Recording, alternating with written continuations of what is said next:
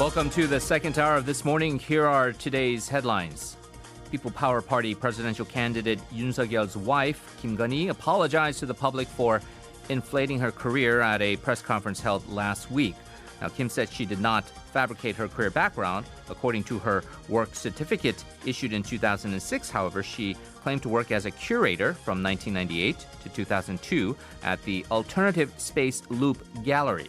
JTBC interviewed people who actually worked at the gallery at the time. However, no one saw Kim or heard of her name at the gallery, she wrote in her resume.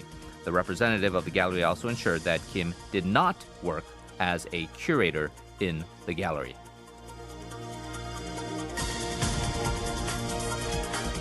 Real estate sales sharply declined in November 2021 due to tightened housing regulations and raised interest rates. This phenomenon was apparent nationwide.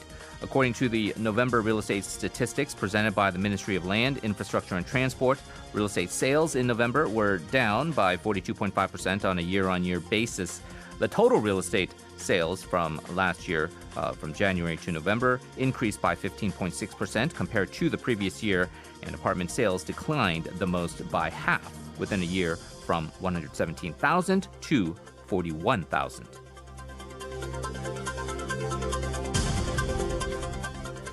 China announced it will continue to take steps to modernize its nuclear forces apart from the defensive purposes, as signed in the joint statement with a 5 nuclear weapons state yesterday. Director General of the Chinese Foreign Ministry's Arms Control Department, Fu Kong, denied the U.S.'s claim that China is rapidly expanding its nuclear capabilities and emphasized China has no first-use policy on nuclear weapons. He said China is working to ensure its nuclear deterrent meets the minimum level necessary for national defense.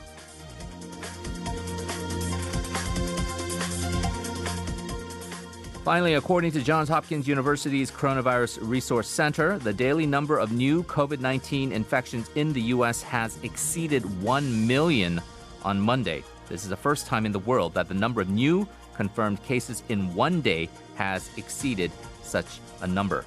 And as new infections and hospitalizations surge rapidly, 95% of the new confirmed cases in the U.S. were found to be the Omicron variant.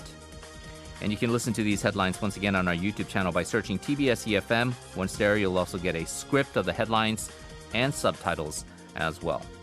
Coming up next, we're going to have a discussion on the strengthened ties between China and Russia and how this could be perceived as a threat to the U.S., followed by a discussion on the space race between the U.S. and its competitors.